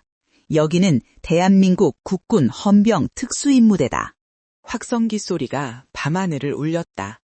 박지원은 밟고 있던 장두식을 걷어차며 싸늘하게 말했다. 청소차 왔다. 쓰레기들은 이제 소각장으로 갈 시간이야. 최 형사의 얼굴은 이제 공포를 넘어 체념으로 하얗게 질려 있었다. 경찰이 덮으려 했던 진실. 그 뚜껑이 열리는 순간이었다. 창고 밖에서 들려오던 헬기의 굉음이 최고조에 달했다. 곧이어 거대한 철문이 양쪽으로 활짝 젖혀지며 눈을 뗄 수 없을 정도로 강력한 서치라이트 불빛이 내부로 쏟아져 들어왔다.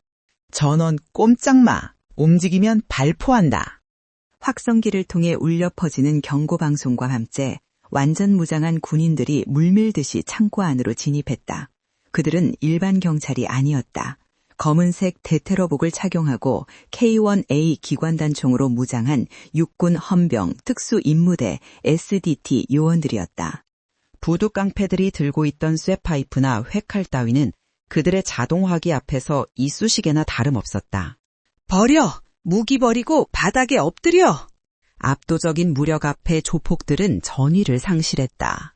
그들은 무기를 바닥에 던지고 머리를 감싼 채 바닥에 납작 엎드렸다. 조금이라도 머뭇거리는 자에게는 가차없이 군화발과 개머리판 세례가 날아들었다. 으억, 잘못했습니다. 살려주세요. 우린 그냥 시키는 대로 했을 뿐이에요. 방금 전까지 기세등등하던 장두식의 부하들은 순식간에 겁에 질린 양떼처럼 제압당했다. 군인들은 신속하고 절도 있는 동작으로 놈들의 손을 등 뒤로 꺾어 케이블 타이로 결박했다. 구석에 찌그러져 있던 최 형사는 이 광경을 보며 하얗게 질려 있었다. 경찰 특공대와는 차원이 다른 살벌한 기세. 이것은 치안 유지가 아니라 적군 섬멸작전의 분위기였다. 이건 말도 안 돼. 고작 폭행 사건의 군 병력이? 최 형사는 덜덜 떨리는 손으로 자신의 경찰 신분증을 꺼내려 했다. 같은 공무원이니 말이 통할 것이라 착각한 것이다. 저기요, 저는 경찰입니다. 여기 관할 형사라고요. 오해가 있는 것 같은데. 하지만 그에게 다가온 SDT 대원은 그의 말을 무시하고 거칠게 어깨를 잡아 눌렀다. 닥치고 엎드려 신원 확인은 나중에 한다. 아니, 내가 경찰이라니까? 이건 놔. 감히 누구 몸에 손을 대는 거야? 최 형사가 발버둥치자 대원은 망설임 없이 그를 바닥에 매다 꽂고 총구를 겨눴다. 차가운 금속성이 목덜미에 닿자 최 형사는 숨을 멈췄다. 전시 상황에 준하는 작전 구역이다. 불응하면 즉결 처분 대상이다. 알겠나? 즉결 처분이라는 단어에 최 형사는 오줌을 지를 뻔했다. 그제야 그는 자신이 건드린 벌집의 크기를 실감했다. 상황이 정리되자 연기가 자욱한 입구 쪽에서 베레모를 쓴 지휘관 한 명이 걸어 들어왔다. 소령 계급장을 단 헌병대 장교였다. 그는 쓰러진 조폭들과 결박된 최 형사를 눈길 한 번 주지 않고 지나쳐 창고 중앙에 서 있는 박지원에게 곧장 다가갔다. 박지원은 흙먼지가 묻은 전투복 차림으로 장두식의 머리를 밟은 채 서 있었다. 지휘관은 박지원 앞에서 멈춰서더니 발을 탁 소리나게 모으고 절도 있는 거수경례를 올렸다. 충성, 국군정보사령부 특임대 지원팀장 소령 김철수, 현 시간부로 현장 도착했습니다. 늦어서 죄송합니다, 대령님. 우렁찬 목소리가 창고를 울렸다. 바닥에 깔려있던 장두식과 최 형사는 그 소리를 듣고 다시 한번 절망에 빠졌다. 대령, 진짜 대령이었어. 박지원은 무심하게 경례를 받았다. 쉬어, 신속하게 도착했군. 현재 외곽 봉쇄 완료했습니다. 도주로는 전부 차단되었으며 해상으로 도주하려던 선박 한 척도 해군 협조로 납포했습니다. 박지원은 고개를 끄덕이며 발밑의 장두식을 턱으로 가리켰다. 이 자가 주범 장두식이다. 군용물자 밀반출 및 민간인 납치, 살인 미수, 그리고 현역 장교에 대한 테러 행위까지 죄목은 차고 넘친다. 군 헌병대로 이송해. 예, 알겠습니다. 장두식은 끌려가면서도 악을 썼다. 야, 이거 놔! 내가 누군지 알아? 내 변호사 불러! 너희들 다 고소할 거야! 박지원은 그를 보며 피식 웃었다. 변호사? 군사법정에서는 네, 그 잘난 돈다발이 통하지 않아. 거긴 국선 변호인도 사치일 거다. 장두식이 질질 끌려나간 뒤 박지원은 최 형사 쪽을 바라보았다. 최 형사는 대원들에게 제압당한 채 고개를 쳐박고 있었다. 그리고 저기 있는 경찰들. 민간 경찰의 탈을 쓰고 범죄 조직과 결탁한 혐의다. 전원 체포해서 군 검찰로 넘겨 경찰청 감사실과 공조해서 뼛속까지 털어버리도록. 대령님, 한 번만 봐주십시오. 저는 시키는 대로 했을 뿐입니다. 위에서 시킨 거라고요. 최 형사가 비굴하게 울부짖었다. 박지원은 그에게 다가가 쭈그리고 앉아 눈을 맞췄다. 시키는 대로 했다고? 그게 나치 전범들이 재판장에서 했던 변명이지. 네가 저지른 짓은 명령 복종이 아니라 양심을 판 매국행위다. 그녀는 싸늘하게 덧붙였다. 네가 덮으려 했던 진실이 얼마나 무거운 것인지 감방에서 평생 반성하게 될 거다. 저 형사는 절망감에 고개를 떨구었다. 그의 커리어, 연금, 그리고 인생 자체가 끝장나는 순간이었다. 박지원은 김민호 가족이 있는 것으로 고개를 돌렸다. 군의관들이 이미 도착해 그들을 살피고 있었다. 민간인들 상태는? 다행히 외상은 심하지 않습니다만 정신적 충격이 큰 것 같습니다. 군 병원으로 후송해서 안정시키겠습니다. 김소령이 보고했다. 박지원은 김민호에게 다가갔다. 그는 믿기질 않는다는 표정으로 박지원을 올려다보고 있었다. 정말 감사합니다. 저희를 살려주셔서. 도대체 당신은? 박지원은 옅은 미소를 지으며 아이의 머리를 쓰다듬었다. 그냥 지나가던 군인 아줌마입니다. 약속 지켰습니다. 이제 아무도 당신들을 괴롭히지 못할 겁니다. 그녀는 다시 지휘관에게 돌아섰다. 표정은 다시 엄격한 지휘관으로 돌아와 있었다. 현장 정리하고 증거물 하나도 남김없이 수거해. 이 부두 오늘 밤부로 완전히 뒤집어 엎는다. 예, 알겠습니다. 김소령의 지시에 따라 군인들이 일사불란하게 움직이기 시작했다. 창고 안에 밀수품들이 압수되고 조폭들은 굴비 엮이듯 줄줄이 트럭에 실려갔다. 박지원은 창고 밖으로 걸어나갔다. 비는 어느새 그쳐 있었고 구름 사이로 희미한 달빛이 비치고 있었다. 부두 주변에는 수십 대의 군용 트럭과 장갑차가 배치되어 있었고 그 너머로 뒤늦게 도착한 경찰 고위 간부들의 차가 진입을 제지당하고 있었다. 그들은 군인들에게 막혀 발만 동동 구르고 있었다. 경찰서장과 지방청장이 땀을 뻘뻘 흘리며 서성이는 모습이 보였다. 박지원은 그 모습을 보며 씁쓸한 표정을 지었다. 진작에 할 일을 했으면 군대가 나설 일도 없었을 텐데. 그녀는 주머니에서 담배 한 개비를 꺼내려다 이내 그만두고 대신 깊은 숨을 들이마셨다.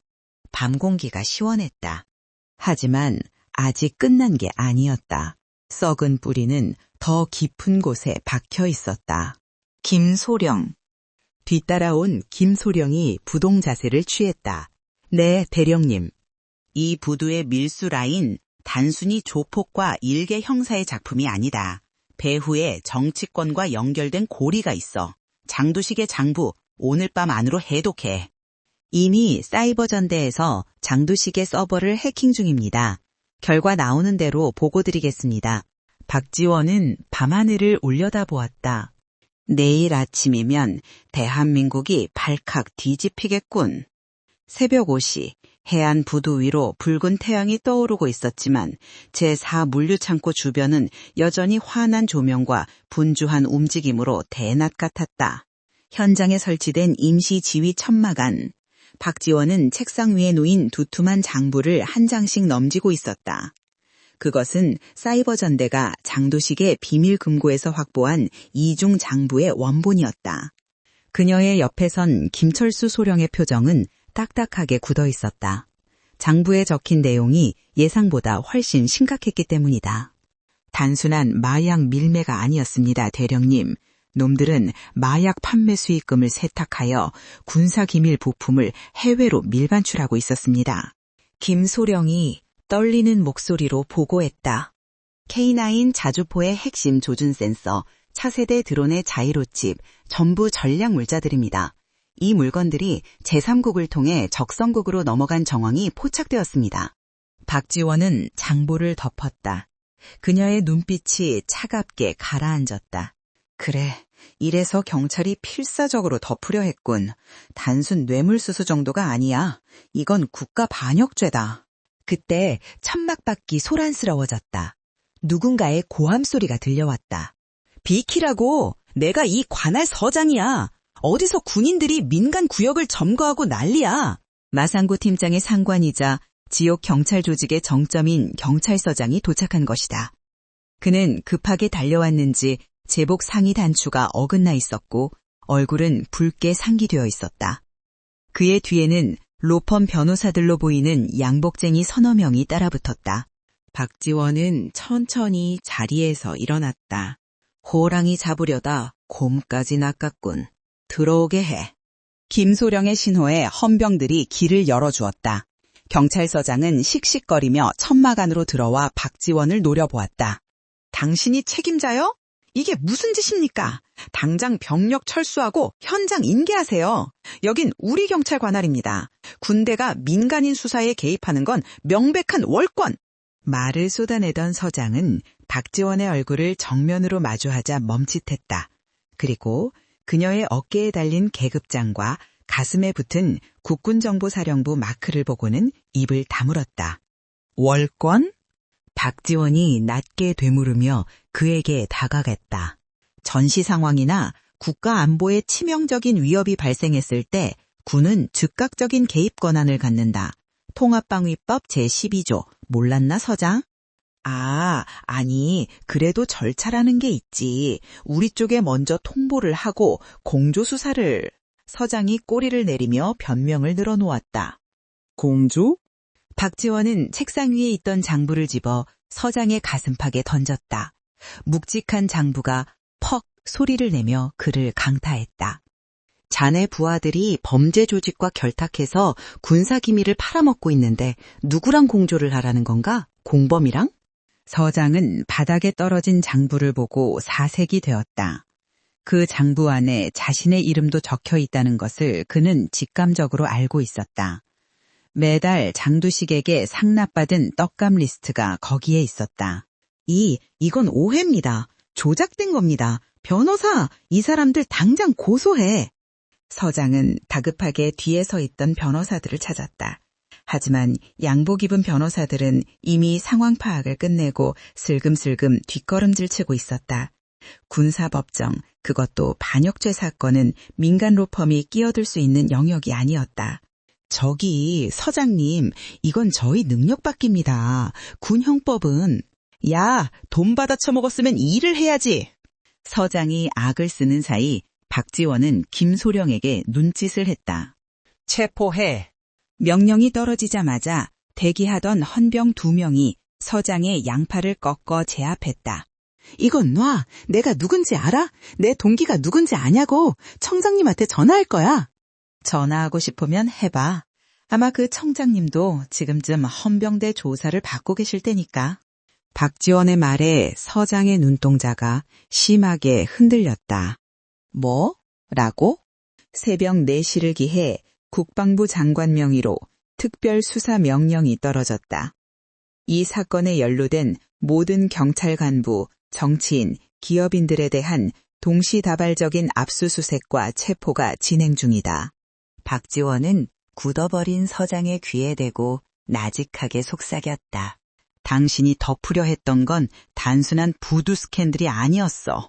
당신은 대한민국 안보를 팔아먹은 매국노야. 재판장에서 기대세라. 사형 아니면 무기징역일 테니. 으아, 말도 안 돼. 이건 꿈이야. 서장은 발악하며 끌려나갔다. 천막 밖에서는 이미 수많은 취재진이 몰려와 플래시를 터뜨리고 있었다. 끌려나오는 경찰서장, 수갑을 찬 채 줄줄이 연행되는 부패 경찰들, 그리고 압수되는 엄청난 양의 밀수품들, 이 모든 장면이 실시간으로 전국에 생중계되었다. 박지원은 천막 밖으로 나와 그 광경을 지켜보았다. 마상구 팀장, 최 형사, 그리고 장두식까지. 한때 이 부두를 재배하며 약자들을 짓밟던 자들이 이제는 가장 비참한 꼴로 세상에 까발려지고 있었다. 속이 다 시원하십니까? 어느새 다가온 김소령이 물었다. 시원하긴. 박지원은 씁쓸하게 웃었다. 이런 놈들을 세금으로 먹여 살렸다는 게 속이 쓰릴 뿐이지. 그때 저 멀리 구급차 옆에서 김민호가 서성이는 모습이 보였다. 그는 군인들의 삼엄한 경계 때문에 다가오지 못하고 있었다. 박지원은 김소령에게 눈짓하여 길을 열어주게 했다. 김민호는 절뚝거리는 다리로 박지원에게 다가왔다. 그의 얼굴은 여전히 멍투성이었지만 눈빛만은 생기가 돌고 있었다. 옆에는 아내와 딸이 함께였다. 대령님, 아니 은희님. 김민호는 말을 잇지 못하고 그 자리에서 털썩 무릎을 꿇었다. 그의 아내와 딸도 함께 따라 앉으려 했다. 박지원은 황급히 다가가 김민호를 일으켜 세웠다. 이러지 마세요. 저는 제가 해야 할 일을 했을 뿐입니다. 아닙니다. 모두가 외면했습니다. 경찰도 시청도 아무도 우리 말을 들어주지 않았어요. 죽는 날만 기다리고 있었는데 당신이 우리를 살렸습니다. 김민호의 눈에서 굵은 눈물이 뚝뚝 떨어졌다. 이 은혜를 어떻게 갚아야 할지 모르겠습니다. 박지원은 자신의 전투복 주머니에서 명함 한 장을 꺼내 김민호의 손에 쥐어주었다. 국방부 민환실이나 직통번호가 아닌 국선 변호인 지원센터와 피해자 지원재단의 연락처였다. 은혜를 갖고 싶다면 행복하게 사세요. 박지원은 아이의 머리를 쓰다듬으며 부드럽게 말했다. 이 아이가 자라서 어른이 되었을 때 세상은 그래도 정의가 살아있는 곳이구나 라고 느낄 수 있게 포기하지 말고 당당하게 사십시오. 그게 저에 대한 보답입니다. 김민호는 명함을 가슴에 품고 고개를 끄덕였다. 네, 알겠습니다. 꼭 그렇게 살겠습니다. 박지원은 몸을 돌려 다시 지휘 차량 쪽으로 걸어갔다.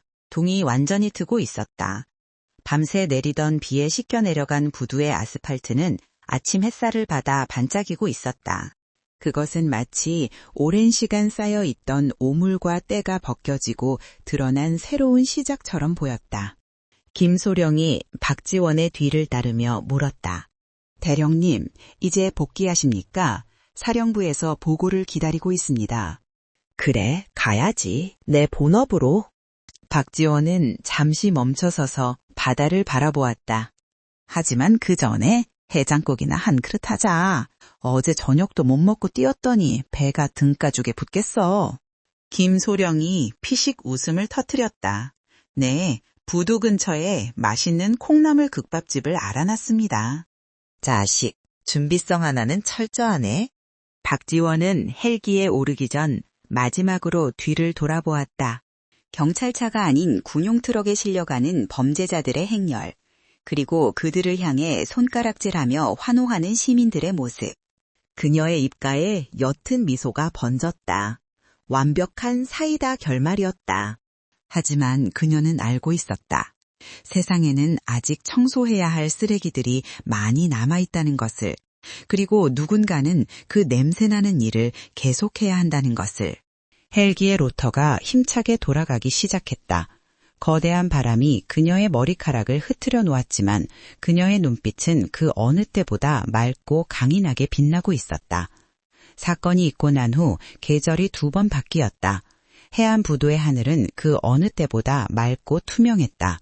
1년 전 그날 밤 억수같이 쏟아지던 비가 부두의 모든 오물을 씻어내려 간 듯했다.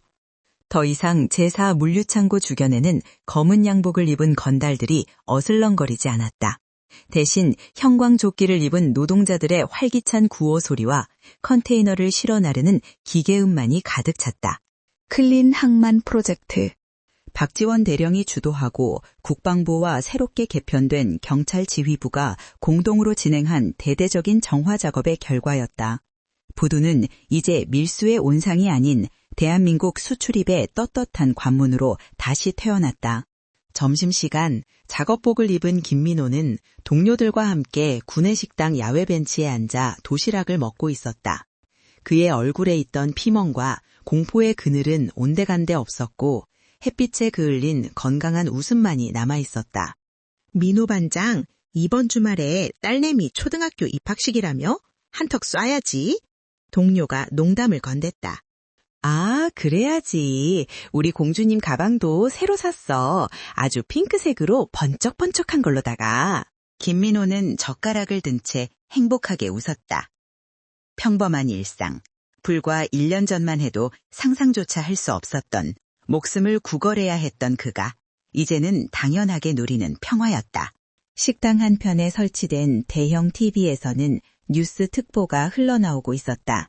전 해안경찰서장 및 조직폭력배 두목 장도식, 군사법원 항소심에서도 무기징역 확정, 재판부는 국가안보를 위협한 중대범죄의 반용은 없다며 검찰의 구형을 그대로 받아들여 화면에는 포승줄에 묶여 호송차에 오르는 장도식과 전 서장, 그리고 최 형사의 모습이 비쳤다. 한때 부두를 호령하던 장도식은 머리를 삭발당한 채 앙상하게 말라 있었고 오만하던 서장은 고개를 푹 숙여 얼굴을 들지 못했다.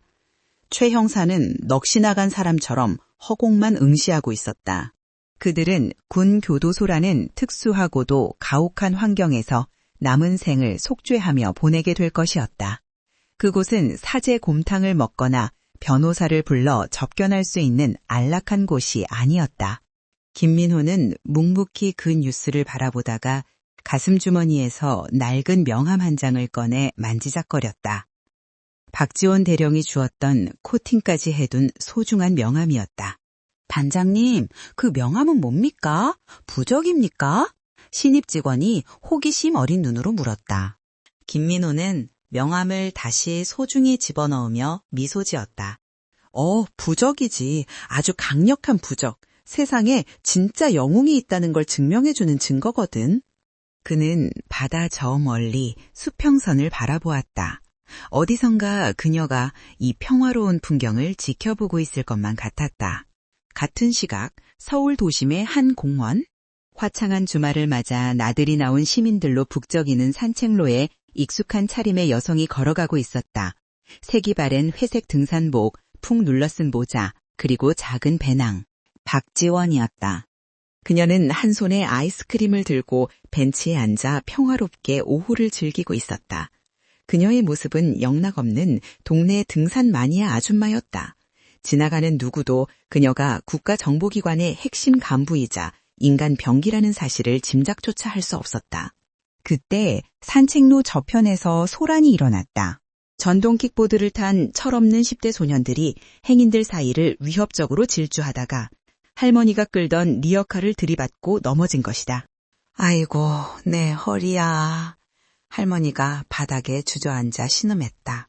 하지만 킥보드를 탄 소년들은 사과는커녕 오히려 적반하장으로 소리를 질렀다. 아, 할망구, 눈을 어디다 두고 다녀요? 내 킥보드 흠집 났잖아. 이거 얼마짜린 줄 알아요? 주변 시민들이 눈살을 찌푸리며 웅성거렸지만 험악하게 문신을 드러낸 소년들의 기세에 눌려 섣불리 나서지 못하고 있었다.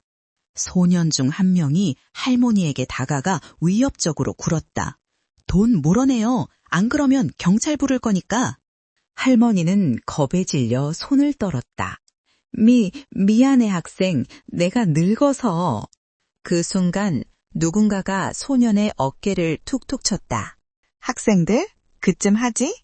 소년이 짜증 섞인 얼굴로 뒤를 돌아보았다. 거기에는 아이스크림을 다 먹고 막대기 만든 박지원이 서 있었다. 뭐야, 이 아줌마는 할망구 일행이야? 아줌마가 대신 물어줄 거야? 박지원은 사람 좋은 미소를 지으며 고개를 저었다. 아니, 돈 대신 다른 걸로 계산해 주려고. 뭐? 다른 거?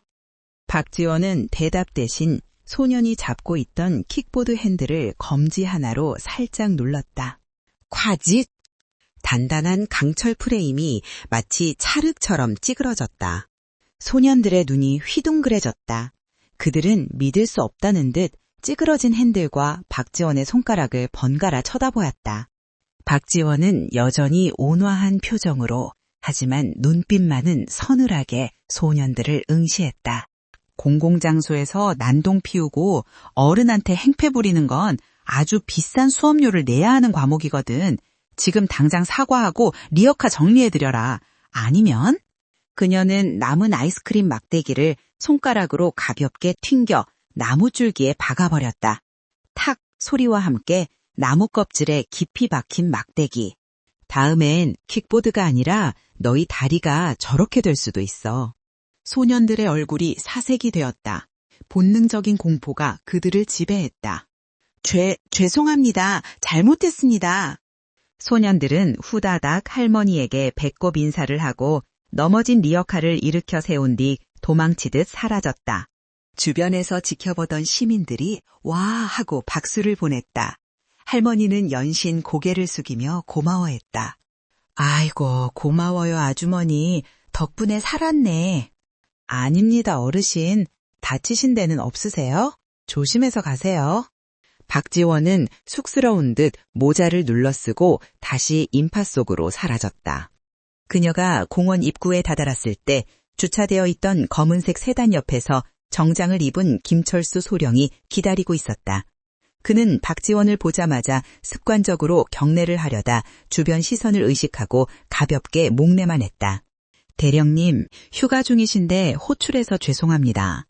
북부 국경 지역에서 이상 징후가 포착되었습니다. 국장님께서 긴급 브리핑을 원하십니다. 박지원은 한숨을 쉬며 배낭을 고첨했다. 이놈의 나라는 하루도 조용할 날이 없네. 내 팔자야. 그녀는 투덜거렸지만 그녀의 눈빛은 이미 등산객 아줌마에서 지휘관의 것으로 변해 있었다. 그녀는 뒷좌석 문을 열며 김소령에게 물었다. 김소령, 자네 생각엔 힘이란 뭐라고 생각하나? 김소령은 잠시 생각하더니 대답했다. 적을 제압하고 국가를 수호하는 능력 아닙니까? 박지원은 피식 웃으며 차에 올랐다. 틀렸어. 진짜 힘은? 그녀는 차창밖 평화롭게 웃으며 지나가는 시민들을 바라보았다. 드러내지 않을 때 가장 강한 법이야. 그리고 그 힘은 저런 평범한 사람들의 일상을 지킬 때만 가치가 있는 거고. 세단은 부드럽게 출발하여 도심의 빌딩 숲 사이로 사라졌다. 세상은 여전히 그녀의 이름을 모른다. 그녀가 얼마나 대단한 능력을 가졌는지, 지난밤 어떤 악당들을 물리쳤는지 아무도 알지 못한다. 하지만 상관없다. 그녀는 박수를 받기 위해 싸우는 것이 아니니까. 어딘가에서 또다시 누군가가 약자를 짓밟고 정의를 조롱할 때 저 평범해 보이는 등산복 차림의 아줌마는 언제든 다시 나타날 것이다. 싸구려 비닐우산을 든 채 폭풍처럼. 끝. 에필로그.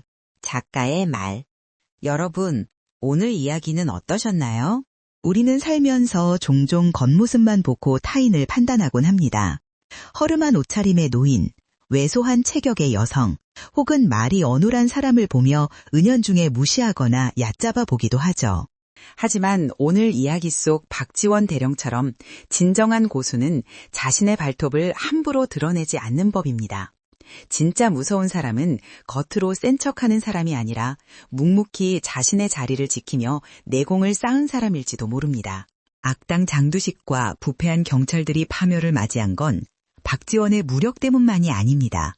그들의 오만함, 사람을 겉모습으로 급을 나누고 약자를 짓밟아도 된다고 생각했던 그 썩어빠진 편견이 결국 그들을 지옥으로 이끈 것입니다. 여러분의 주변에도 숨겨진 영웅이 있을지 모릅니다. 매일 아침 거리를 청소하시는 환경미화원 아저씨가 왕년의 전설적인 복서였을 수도 있고, 시장에서 콩나물을 파는 할머니가 기부천사일 수도 있죠. 변은 익을수록 고개를 숙인다는 말이 있습니다. 오늘 하루 내 눈앞에 있는 사람을 편견 없이 존중의 눈으로 바라보는 건 어떨까요? 그것이 바로 우리 사회를 지키는 또 하나의 진짜 힘일 테니까요. 오늘의 사이다 복수극이 여러분의 막힌 속을 뻥 뚫어드렸기를 바랍니다. 부패한 권력이 무너지고 정의가 승리하는 짜릿한 순간, 다음에도 더 통쾌하고 가슴 뛰는 이야기로 찾아오겠습니다.